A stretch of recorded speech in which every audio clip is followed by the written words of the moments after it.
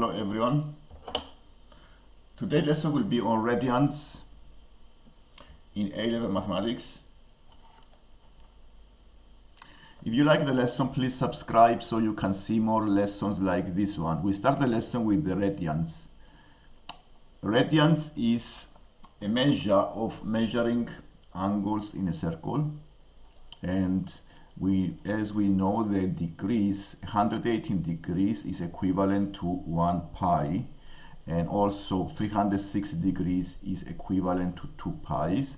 So using these rates, we can find any type of angle in radians. For example, we can convert degrees into radians using this rate. You know that 360 is 2 pi, 180 is 1 pi. From these two, 1 radian is equivalent to 180 over pi. And as you can see here, a circle, the perimeter of a circle is the pi times the diameter. So a definition of the pi is how many times the diameter of a circle fit the perimeter of the circle. And approximately it goes exactly 3 times. So any diameter of any circle, it goes approximately 3 times on the perimeter. And let's see some exercise here. We need to convert the following angles into degrees. These angles are in radians, 7 pi over 8 radians. And since we know that 1 pi is 180, we can use the pi as 180 and find the angle in degrees. So this is 157 degrees. The other angle is 4 pi over 15 radians. Same rate, we can also find the angle in degrees as 48 degrees. The other exercise here is to change the degrees into radians. To change the degrees into radians, you may use the proportion, because 180 is 1 pi, 150 is x. We want to find what is the radians, the angle in radians. We can use a proportion. We can use 150 over 180 times the pi. And then we can simplify the fraction and leave our answer as a pi symbol, 5 over 6 pi. The same way the 110, we can make a proportion. For example, 110 over 180, simplified as 11 over 18 pi. Now, finding angles in radians is useful to set your calculator in radians by pressing the Shift button. You go to the menu, find the angles, and use the radians. Then you can use the trigonometric function and type the number in radians, and the calculator finds the angle in radians. Sine 0.3 is 0.3, the cosine of pi is -1, and the tan 2 is -2.19. So let's go to the next example here, which is an example using a graph. As you already know, the sine function starts from the origin and goes up, reaching a maximum at 0.1, maximum value at 1. It goes down, -1, and then goes up to 360, the x-intercept, the zeros. And the maximum point of the sine function is 19 degrees. In this case, in radians will be pi over 2. And the x-intercept occurs when it's 180. So in this case, it will be a pi. And the minimum is 217 degrees. So in the radians, it will be 3 pi over 2. And the second x-intercept, it will be 2 pi because it's 360 in degrees. So you can change angles in degrees into radians and sketch exactly the same graph. To sketch the graph of cosine x plus pi, you can start from the function cosine x, and as you can see from the graph here, the dotted line is the cosine x, and this is a translation of pi units to the left, because sorry, the pi is negative, is positive. So it goes the curve pi units to the left. And as you can see, the line, the black line, is the cos x plus pi. It's a horizontal translation, pi units to the left. And if you want to find the x-intercepts, now we can go and find the x-intercept of this function that it looks like a trigonometric function. And this corresponds to this equation, y equals cosine bracket x minus 2 pi over 3. From this graph, from this equation, it's obvious that it's a translation of the cosine function 2 pi over 3 units to the right.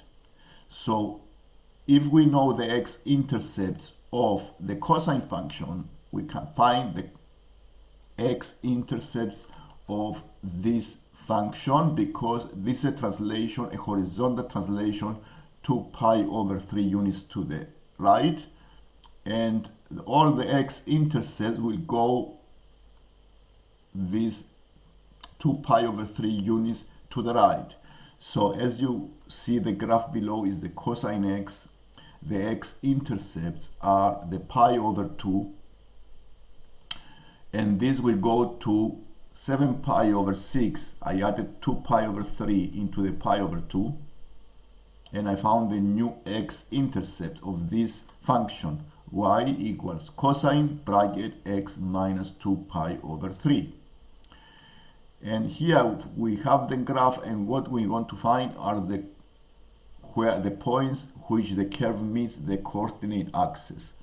So we can use the original graph of the cosine x, and the other x-intercept is the 3 pi over 2. We need to add 2 pi over 3 because this will go 2 pi 3 units to the right. So adding 2 pi over 3 gives you 13 pi over 6.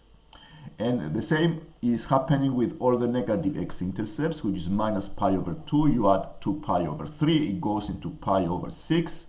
And the other one is negative 3 over 2 pi plus 2 pi over 3 goes into minus 5 over 6 pi.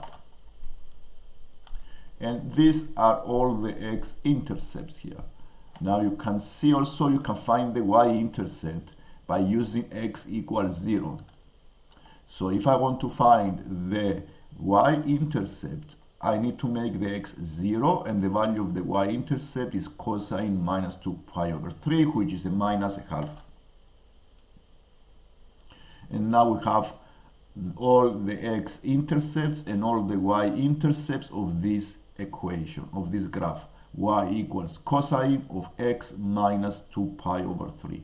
So we use the original graph of the cosine x, and by using the horizontal translation, we find all the x-intercept of the new graph.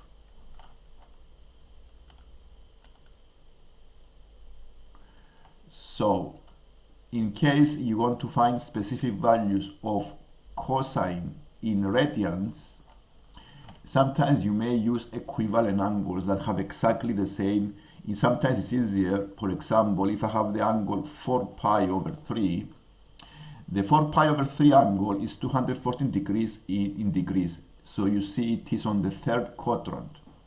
And if you make the unit circle, you can see that another angle on the first quadrant has exactly the same value as this angle on the third quadrant, and the only difference, this is positive and the other is negative, because of the symmetry of the graph. So once you make the unit circle, to find the values of the cosine function, you check on the horizontal axis, and then by drawing vertical lines, you see the 240 here is equivalent to the minus cosine 60, because this angle is opposite, is 60 here, and the x is positive here, the other x is negative. The only difference is the sign. So the equation you can make here is cosine 4 pi over 3 is equivalent to the cosine of 4 pi over 3 is equal to the negative cosine pi over 3. And by using the unit circle, you find the values of the cosine function on the horizontal axis. And you see the angle 60 has exactly the same value of the cosine 240, and the only difference is the sign. One is negative and one is positive. So you can find very easily by know these identities. The other trigonometric function is the sine minus 7 pi over 6.